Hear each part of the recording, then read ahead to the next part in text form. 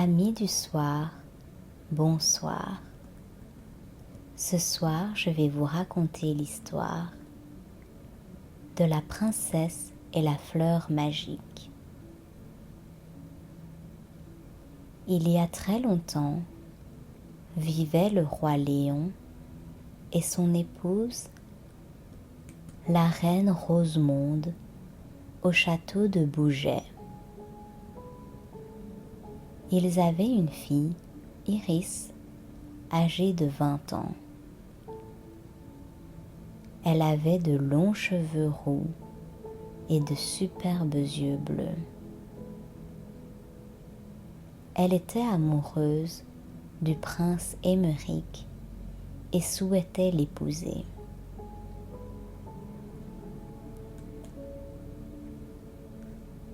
En effet, elle devait se marier prochainement à la grande joie de toute la famille.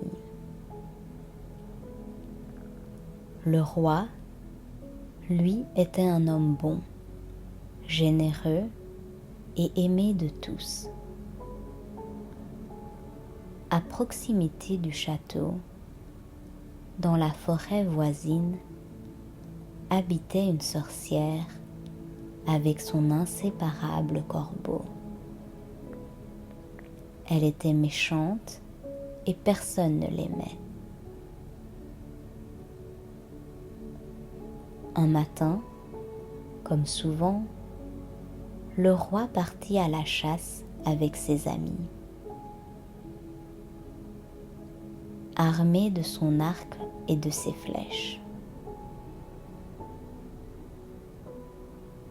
Au milieu de la forêt, il aperçut des biches, des chevreuils et des lièvres qui mangeaient tranquillement. Soudain, le corbeau de la sorcière arriva et affala tout le gibier par ses croassements. Alors, tous les animaux s'enfuirent. Mécontent, le roi visa l'oiseau et le tua d'une flèche en plein cœur.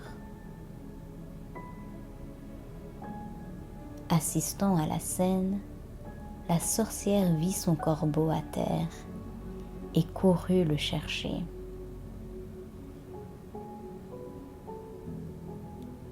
Elle regarda le roi et lui dit : « Pourquoi as-tu tué mon corbeau, mon roi ? Il ne t'a rien fait de mal. » Le roi répondit : « Ton corbeau a effrayé tous les animaux. Je n'ai pas pu chasser. » Elle rétorqua : « Mon pauvre corbeau, je l'aimais tellement, je me vengerai. » Alors, elle jeta un mauvais sort à la princesse Iris, car elle était ce que le roi avait de plus précieux, et elle la rendit aveugle. Rentrant au château, le roi entendit sa fille crier. Il se dirigea vers elle et lui demanda ce qui s'est passé. Elle lui dit : « Père, je ne vois plus rien, je suis aveugle. » Le roi et son épouse comprirent immédiatement que c'était la sorcière qui était à l'origine de ce drame. Puis, le roi expliqua à sa fille qu'il avait tué le corbeau de la sorcière et qu'elle s'était vengée. Alors, la princesse était triste et dit au roi : « Père, je ne pourrai plus me marier. » Le roi réfléchit et répondit : « Ne t'inquiète pas, ma fille. Je vais aller voir la vieille dame au village et elle m'aidera à trouver une solution.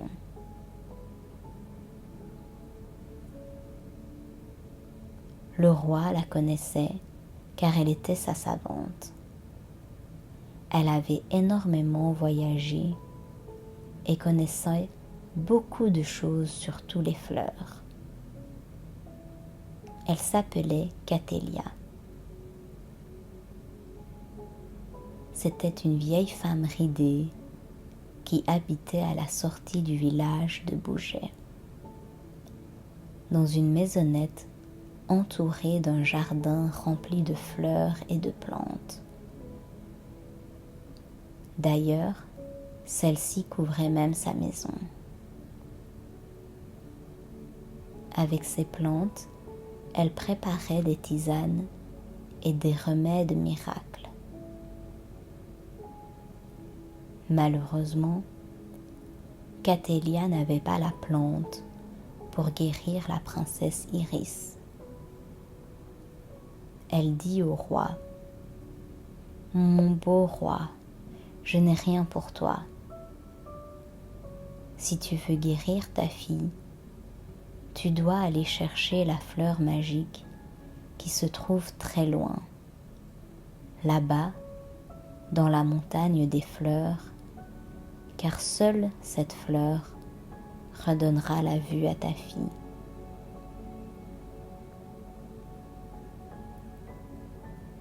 Après avoir remercié la vieille dame, il revint au château. Le lendemain matin, il prit son cheval et partit seul à la recherche de cette fleur extraordinaire. Après des jours de voyage, il arriva dans une forêt. Il faisait nuit et là, épuisé, il entendit une petite voix qui lui dit : « Ouh, ouh, approche-toi, mon bon roi. » Le roi s'approcha et vit une chouette. Elle demanda au roi ce qu'il cherchait ici. Il lui répondit : « Je dois trouver la fleur magique qui se trouve dans la montagne des fleurs. Peux-tu m'aider ? » La chouette dit alors : « Ouh, ouh, je te guiderai jusqu'au bout de la forêt. Suis-moi. » Le roi la remercia et la suivit. Après 2 jours de cheval, le roi sortit enfin de cette épaisse forêt. La chouette ajouta : « Ouh, ouh, maintenant ma mission est terminée. Continue sans moi. » Il poursuivit sa recherche pendant des jours et des jours. Il faisait froid. Il galopa, lorsque tout à coup, le chemin s'arrêta. En face de lui, il vit une grande montagne. Il s'approcha et aperçut des fleurs emprisonnées dans la glace. Alors, il décida de gravir cette montagne. La pente était raide. Il faisait de plus en plus froid. Le roi était très fatigué. Ses mains et ses pieds commençaient à geler. Épuisé, il tomba de cheval et s'endormit.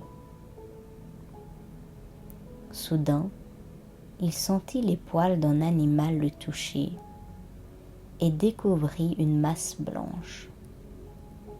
C'était un ours blanc. Il était le gardien de la montagne des fleurs. Le roi eut peur, mais l'ours se mit sur lui et le réchauffa.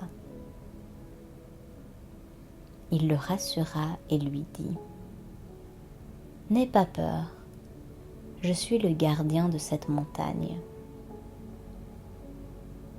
Voyant que le roi était faible, l'ours lui demanda de monter sur son dos et lui dit de ne pas s'inquiéter, car il allait s'occuper de son cheval. « Que fais-tu là, ô roi ?» ajouta-t-il. « Je cherche la fleur magique, » dit le roi, « pour soigner ma fille qui est devenue aveugle. Je vais te conduire auprès d'elle. Elle se trouve au sommet de la montagne. C'est la seule fleur qui n'ait pas été prise au piège par la glace. » Plus tard, le roi arriva vers la fleur magique tant espérée, puis il l'accueillit. Elle était magnifique, étincelante comme le soleil. Alors, l'ours se transforma en aigle géant. Le roi monta sur son dos et s'envola. Très vite, il déposa le roi au château et repartit. En quelques instants, le roi se retrouva vers sa fille et lui dit : « Grâce à cette fleur magique, tu vas être guérie, ma fille. » Il prit 2 pétales de la fleur et les déposa délicatement sur ses yeux. Instantanément, la princesse recouvra la vue et la sorcière devint aveugle. Elle fut punie. Enfin, la princesse voulut se marier et épousa le prince Émeric. Tout le monde a été invité. Catélia, tous les animaux de la forêt, la chouette, l'ours et tous les villageois. La fête a duré 4 jours et 3 nuits. Tout le monde vécut heureux au château. Après la noce, le roi déposa ici et là les pétales restantes de la fleur magique dans son jardin. Depuis ce jour, on raconte qu'à chaque printemps poussent dans le jardin du château des fleurs magiques qui vivent peu de temps et qui exaucent le souhait de celui qui les touche.